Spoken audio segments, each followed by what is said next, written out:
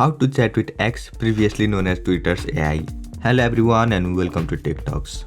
So to chat with Twitter's AI, open your X app.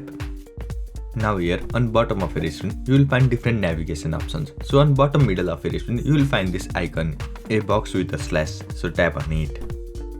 And then you will see this page, Talk to Grok.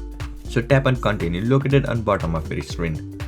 So again scroll down all the way to bottom or tap anywhere on the screen on any of these functions. And then you will successfully open a conversation with XAI. Now here on bottom of your screen, you will find this icon, Ask Anything. So tap on it. Now type whatever you want to ask to the AI.